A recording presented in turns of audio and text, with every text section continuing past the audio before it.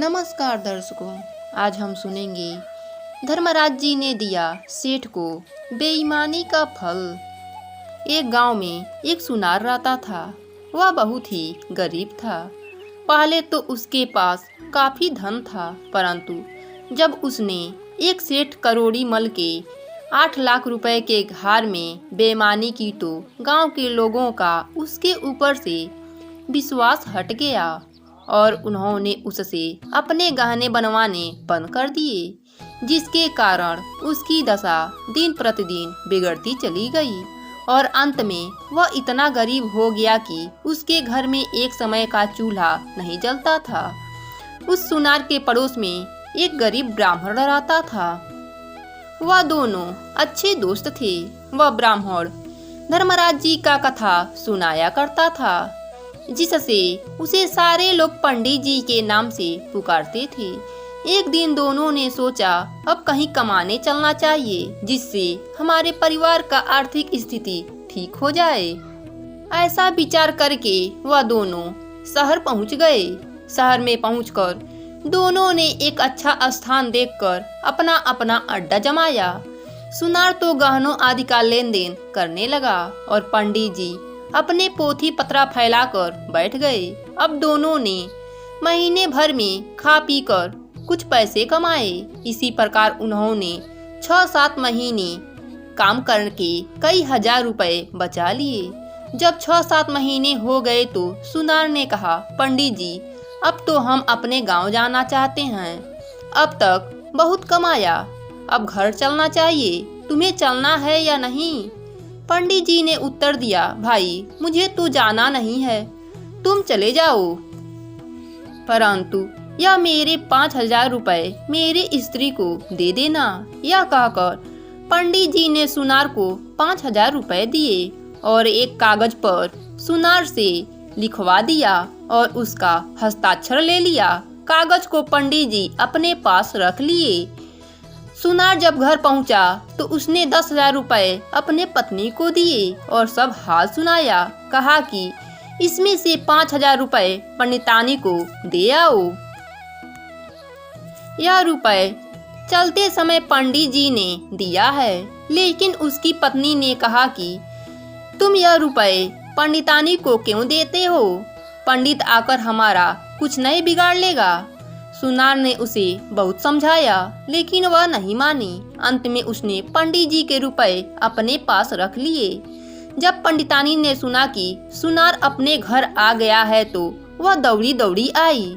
उसने सुनार से पूछा कि पंडित जी हमारे लिए कुछ नहीं भेजे हैं? सेठ ने कहा, नहीं, वह तुम्हारे लिए कुछ नहीं भेजे हैं और हाँ, वह 2-3 महीने बाद आएंगे।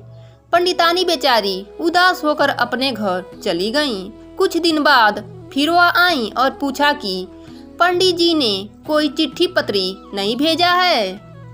सुनार ने चिट्ठी को भी दबा लिया, क्योंकि उससे उसका भेद खुल जाता, इसलिए वह डरता था। अब पंडितानी उसके बच्चे भूखे मरने लगे। कभी कभी पंडितानी पंडित जी का हालचाल सुनार से पूछने आ जाती, लेकिन उसे टला सा जवाब मिल जाता। 2 महीने बाद पंडित जी एक दिन 25,000 और कमा लिए। अब घर लौटे। इधर सुनार भी 20-25 हजार गाँव में ही कमा चुका था। पंडित जी जब अपने घर पहुँचे तो उन्होंने अपने लड़के को पुकारा। उसकी पत्नी समझ गई कि पंडित जी आ गए हैं। पंडिताइन झट से दरवाजा खोला। पंडित जी बड़े ही हट्टे कट्टे हो गए थे। शहर में उन्हें अच्छा खासा खाना पीना मिलता था, किंतु जब वह अपने घर में घुसे तो उनके घर में बुरी स्थिति थी। पत्नी तथा बच्चों की बड़ी बुरी स्थिति थी। कपड़े तथा शरीर तो इतने गंदे दिखाई दे रहे थे कि मानो अभी धूल में लौट कर आए हों। घर की ऐसी बुरी स्थिति देखकर उन्होंने अपने पत्नी से पूछा, घर की ऐसी हालत क्यों हो रही है? उसकी पत्नी ने कहा, आपने तो वहाँ पर सोच लिया था कि मैं घर का कोई सुध नहीं लूँगा, चाहे जो भी हो। जब घर के सारे स्त्री बच्चे मर जाएंगे तो तब घर लौटूंगा और घर में अकेला आराम करूँगा। पत्नी की बात सुनकर पंडित जी ने कहा, कैसी बात करती हो? मैंने तो अपने मित्र सुनार के हाथ 5,000 रुपये और एक चिट्ठी भी तुम्हारे लिए भेजी थी। पत्नी ने कहा, क्यों झूठ बोलते हो? रुपए कहाँ भेजे थे? 5,000 रुपये और चिट्ठी, क्या हुआ? मुझे तो एक पैसा तथा कागज का छोटा सा टुकड़ा भी नहीं मिला। पंडित जी को शक हुआ कि कहीं सुनार ने चिट्ठी और रुपए दबा तो नहीं लिए। वह झट से अपने पत्नी को लेकर सुनार के यहाँ पहुँचा। सुनार ने पंडित जी को देखते ही समझ गया कि यह रुपए के बारे में कहने आया है। पास आने पर सुनार बोला, राम राम पंडित जी। पंडित जी भी ने राम राम कहते हुए कहा, क्यों भाई, तुमने रुपए और चिट्ठी तो बिल्कुल दबा कर रख ली।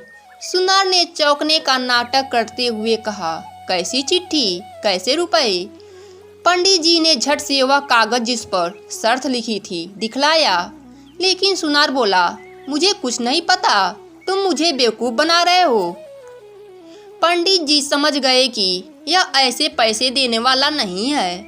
वह वहां से सीधे कोतवाली पहुंचे। कोतवाल साहब से कहा कि उस सुनार ने मेरे 5,000 रुपये दबा लिए हैं, मेरे रुपए मुझे दिलवाने का कृपा करें। इतना कहकर उन्होंने वह शर्त वाला कागज कोतवाल को दिखाया। कोतवाल ने कागज देखा तो उसे विश्वास हो गया कि रुपए पंडित ने सुनार को नहीं दिए थे। वह उसी समय 2 सिपाही लेकर पंडित जी के साथ चल दिया। जब वे चारों सुनार के घर पहुंचे तो वह सिपाहियों और कोतवाल को देखकर बहुत डर गया। उसने वहां से भागना चाहा, लेकिन उसे झट से एक सिपाही ने पकड़ लिया। कोतवाल ने सुनार से पूछा, पंडित जी के रुपए कहाँ हैं? सुनार आश्चर्य दिखाते हुए कहा, कैसे रुपए? कोतवाल ने कागज दिखाया और कहा, देख, यह रहा प्रमाण। सुनार उसे देखकर बोला, यह बिल्कुल झूठ है। कोतवाल ने जब यह सुना तो उसने बगल में से कोड़ा निकालकर तड़ाक से सुनार को जमा दिया और कहा, और यह हस्ताक्षर किसके हैं? यह सुनार की मोहर किसने लगाई है? कौड़ा पाते ही सुनार चीखता हुआ बोला, सरकार, सच कह रहा हूँ, मैंने रुपए नहीं लिए। इतने में एक सिपाही घर में से चिट्ठी उठा लाया तथा कोतवाल को चिट्ठी देते हुए बोला, देखें हुजूर, यह किसकी चिट्ठी है? कोतवाल ने चिट्ठी लेकर पढ़ी। यह वही चिट्ठी थी जिसे पंडित ने सुनार को दी थी। कोतवाल ने उसे पढ़कर कहा, देख, दूसरा प्रमाण, यह रहा, तो सारे रुपए लाकर दे, नहीं तो इतनी मार मारूंगा कि होश ठिकाने आ जाएंगे। इस बार सुनार डर गया। उसने झट से पंडित को 10,000 रुपए लाकर दे दिए। कोतवाल ने कहा, 2,000 रुपए और लगेंगे तुम्हारी दूसरी सजा के रूप में। आखिरकार उसने 2,000 रुपए और लाकर पंडित को दिए। पंडित प्रशंसा पूर्वक अपने घर चला गया। कोतवाल सुनार को हथकड़ी पहनाकर जेल ले गया। उसे 1.5 वर्ष की सजा हो गई। कुछ दिनों में उसके घर का बचा कुचा धन भी समाप्त हो गया और उसकी पत्नी को भीख मांग मांग कर अपना गुजारा करना पड़ा। बेईमानी का यही नतीजा होता है। बेईमानी करने वालों की ऐसे मिलती है सजा। जय हो भगवान की।